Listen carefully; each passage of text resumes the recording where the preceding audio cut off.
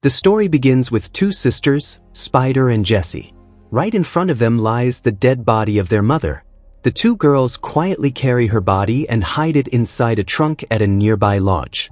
Jessie, crying, kisses her mother one last time and takes off her necklace.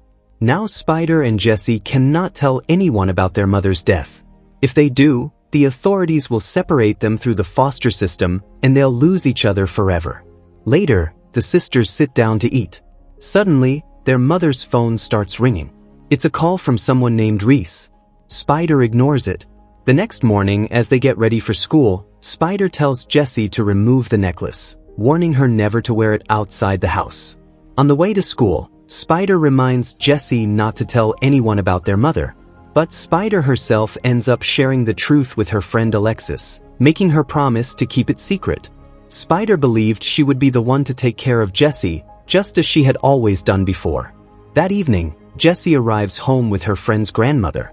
Spider scolds her angrily, saying what if the old lady had stepped inside and seen everything? After that, Spider begins preparing dinner, but food supplies are running dangerously low. They have barely enough to stretch through the next 6 days until the monthly allowance arrives. Just then, Spider's mother's boyfriend, Reese, shows up at their door. Spider lies to him, saying their mom left an hour ago in a car with another woman. Suspicious, Reese asks if she's lying. Spider denies it. He tells her to make sure her mom calls him, then leaves. Both Jessie and Spider are terrified, realizing Reese might keep coming back again and again. In her frustration, Spider yells at Jessie. Moments later, she finds Jessie crying beside their mother's dead body, asking, "What will we do now?" Spider assures her that Reese is just a drug addict, and once he realizes their mom isn't interested, he'll move on to someone else. To cheer Jessie up, Spider takes her shopping as soon as money hits their card. Jessie happily buys lots of groceries, and the two sisters finally sit down to enjoy a proper meal. But while they eat, a boy named Cody started taking their pictures. Spider asked him what he was doing. That's when she realized his camera wasn't digital but an old film camera. Cody quickly took it back from her and walked away.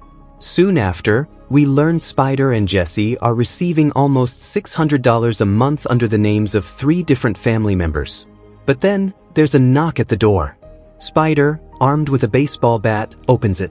It's just a pastor. Startled, she slams the door shut. But the man doesn't leave. Instead, he gives them a pamphlet. Just then Jessie walks in, and the pastor tells them about a church pizza night happening next week. Excited, Jessie asks if they can go, but Spider refuses. Jessie reminds her that they used to go to church on Christmas and Easter, and their mom would dress Spider in a purple outfit with white ruffles. Tears fill her eyes as she whispers that maybe their mom isn't lying in the shed, maybe she's in heaven. That night, Spider dreams of her mother and wakes up calling out, "Mama." The next morning, the phone rings again. This time, it's child services. An officer is coming for a home visit to check if their mom is taking proper care of them. Jessie calls them baby snatchers. Panicked, Spider rushes to clean her mom's messy room. While tidying, they discover her teaching certificate. Before becoming an addict, their mother was a teacher. Spider decides to tell the officer that their mom went for a bank job interview. But Jessie points out a problem. Their mother's car is still outside. So the girls try to hide it. Spider doesn't know how to drive, but Jessie guides her like it's a go-kart. Somehow, they manage to stash the car out of sight. When the officer arrives, she questions both girls. Spider and Jessie make sure to paint their mother as responsible and loving. The officer inspects the house, checks the fridge, and even looks into their mother's room. Before leaving, she tells them to make sure their mom calls her. After she's gone, Spider explains that no caseworker lasts more than a year on this job. Next time, a new one will show up. Meanwhile, elsewhere, police officers discover a drug-addicted couple in a car. The man is dead, the woman barely alive. But what's more heartbreaking is that their 2 small children were in the back seat. The sheriff investigating the case is Ben, who happens to be Spider's friend Alexis's father. And tonight, Spider is having dinner at their house. Ben asks Spider if her mom is coming to pick her up. Spider says no. So Ben offers to drop her home. On the way, Ben admits that back in 10th grade, he used to cheat off her mom during exams. Ben wants to meet Spider's mom, but Spider tells him she has a bank interview tomorrow and is extremely nervous, so it's not the right time. Spider goes inside. Jessie scolds her, saying she couldn't even bring her friend's grandmother home, yet Spider brought the sheriff himself. That night, as Jessie sleeps, Spider quietly whispers, "Sorry." Jessie says it's the first time she has ever heard Spider apologize. The sisters start laughing together. Jessie then asks Spider, "How long do you think we can keep this up?" The next day, Spider goes to the bus station to ask about ticket prices. She tells the receptionist she just wants to go somewhere, anywhere. When asked her age, Spider answers 15 and immediately leaves. Later, at a store, she runs into Cody. He shows her the photos he took the other day. Cody tells her he usually wanders around taking pictures and asks if she'd like to join him sometime. Spider refuses. Back home, Jessie sits holding their mom's necklace. She asks Spider why she's so mad at their mom. Spider replies, "Because she made bad choices." Soon after, Jessie finds a photo of her and Spider together, taken by Cody. She teases Spider, asking if Cody likes her. Spider says she doesn't know. He had asked her to go out and take pictures, but she refused. Jessie insists she should go. The following day, Cody shows up with an old bike to pick Spider up. On the way, he stops to deliver an envelope. They ride to a forest, where Spider jokingly asks if he's some kind of murderer. Inside the woods, Cody teaches her how to use his camera. Meanwhile, Ben visits Spider's house. Finding no one home, he spots their mom's car and starts checking it. He even notices the nearby lodge.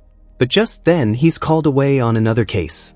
Elsewhere, Spider and Cody print out photos together.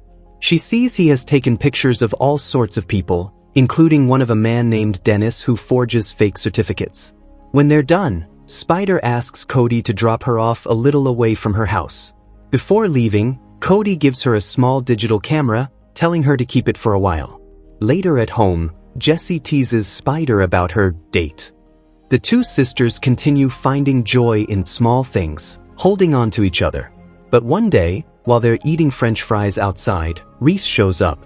He demands to know why their mom hasn't contacted him in so long.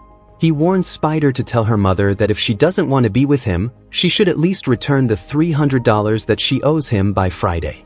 The sisters are shaken. They barely have enough money for themselves. The next day, Spider goes to a pawn shop. She sells the digital camera Cody gave her but only gets $50. To make up the rest, she's forced to pawn her mom's necklace. She asks the shopkeeper to hold on to it as she'll buy it back, but that will cost her double. That night, Spider takes the money to Reese. When she approaches his van, it looks empty, but Reese suddenly appears from behind. She hands him the cash. But Reese tries to keep her there, saying, "Why don't you stay a little while? I'll show you what makes your mom so crazy." He sneers, asking where her mom really is, saying if she was truly clean, she would never let Spider come here alone. Spider, devastated, runs off crying. His words cut her deeply.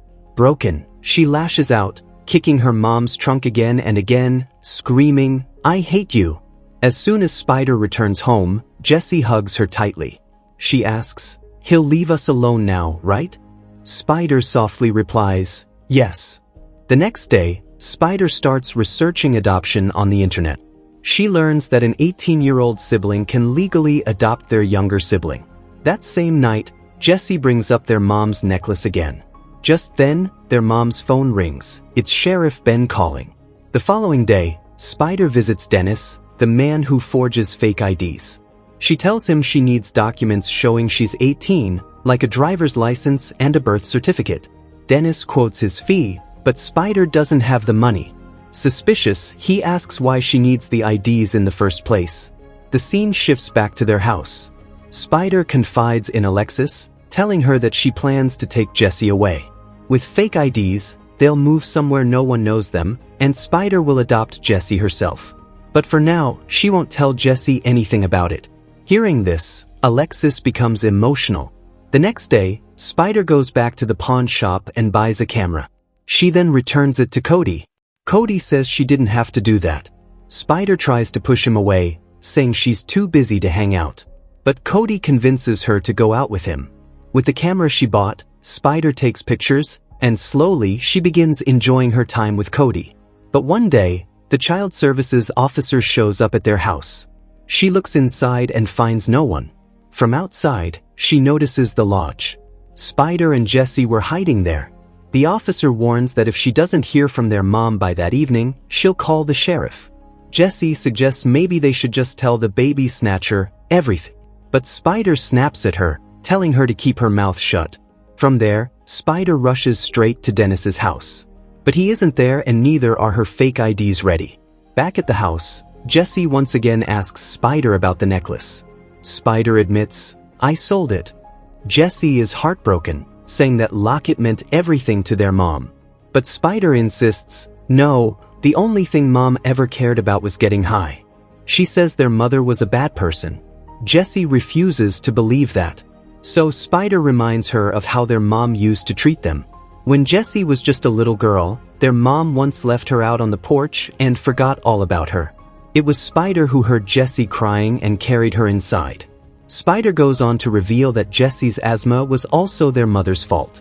When she was pregnant, she put harmful substances into her body, damaging Jessie's lungs before she was even born. Hearing this, Jessie breaks down, sobbing that it can't be true. Crying, she runs outside. Her breathing becomes heavy and strained. When she grabs her inhaler, it's empty. Spider rushes out and finds Jessie collapsed on the ground, unconscious. She realizes she forgot to refill the inhaler. Panicked, Spider dials 911. But the ambulance will take time to arrive. So Spider drives Jessie to the hospital herself. Doctors admit Jessie immediately. When Spider begs for answers, the doctors tell her they can only share Jessie's condition with an adult guardian. They refuse to tell Spider anything. After some time, Sheriff Ben checks in on Jessie. She was safe now. Hearing this, Spider breaks down in tears, blaming herself for everything that happened. Ben tells her, "You're her sister, not her mother." He asks about their mom, but Spider says nothing. All she manages to whisper is, "Please, don't separate us." Just then, Jessie is discharged and comes out. Spider warns her not to tell Ben anything either. Ben takes both sisters back to his home. When Ben's wife learns that their mom has been missing for weeks, she tells him that Jessie and Spider should stay with them until they can be placed with a good family. But Ben explains how difficult that will be. There are already over 70 children in their county waiting for families. And even if Jessie and Spider are added to that list, the chances of them ending up together in the same home are nearly impossible. The next morning, Ben drops Spider and Alexis off at school. Alexis secretly gives Spider some money. Spider had already decided to run away. She goes to Dennis and collects her fake IDs. But when she arrives to pick Jessie up from school, Jessie has already gone home. Spider rushes back and starts packing their bags. Jessie, confused, asks where they're going. Spider tells her they have to escape, because sooner or later, the baby snatcher will come for them. But Jessie refuses. She doesn't want to leave behind her friends or her mom like this. In frustration, Spider slaps Jessie. At that very moment, Reese barges into their house. He pins Spider against the wall, accusing her. "Your mom's dead, isn't she? And you've been keeping her extra $200 for yourself." He demands that from now on, he wants $200 every single month. But his intentions towards Spider are sinister. Before anything worse can happen, Jessie attacks him.